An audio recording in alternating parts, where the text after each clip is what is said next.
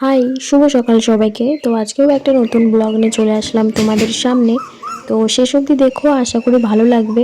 তো আমার মতো কে কে এই ভোরবেলাটা পাখির ডাক শুনতে পছন্দ করো, কমেন্টে অবশ্যই জানিও। যেহেতু বসন্তকাল পড়ে গিয়েছে, তো কোকিলের ডাক তো আরোই সুন্দর লাগে আমার শুনতে। তো তোমাদের কেমন লাগে একটু জানিও। এই ভোরবেলার টাইমটা আমার খুবই সুন্দর লাগে, সব পাখিগুলো একসাথে ডাকে।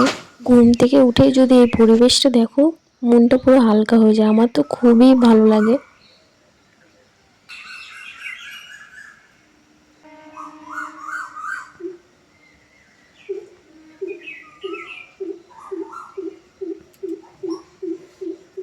আজকে দুপুরের মেনুতে হয়েছিল থানকুনি পাতা বাটা আর মাংস, আরও ছিল সব তরকারি ডালপালা, আমি খাইনি।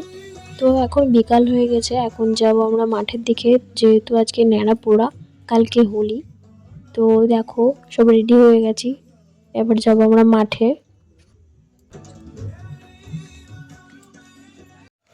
তো আজ প্রায় অনেক দিন পরে মাঠের দিকে যাচ্ছি। মাঠের দিকে প্রচুর বাড়িঘর ভর্তি হয়ে গিয়েছে, এদিকে সব বড় বড় মাঠ ছিল।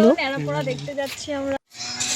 তো আমরা তো এখন চলে এসেছি দুঃখজনক মাঠে। বিষয় যে দেখি এখন একটা আমরা দেখবো পোড়ানো হয়ে হচ্ছে গেছে। আগে ন্যাড়াপোড়া। যেরকম মানে এই যে অনেক একটা করে নেড়া পোড়া দেখা যেত, এবার ওই মাঠে গিয়ে দেখি মাত্র একটা, তাও আবার হয়ে গেছে।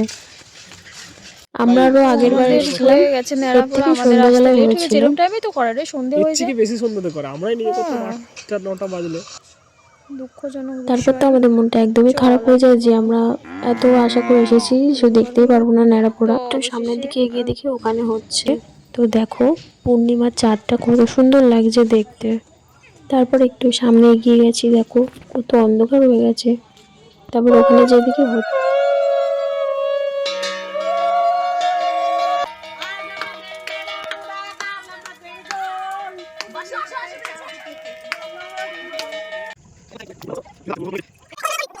তো ভিডিওটা কেমন লাগলো অবশ্যই জানিও। ভালো লাগলে লাইক কমেন্ট শেয়ার সাবস্ক্রাইব করে একটু যুক্ত হয়ে যাও। দেখা হচ্ছে অন্য ভিডিওতে।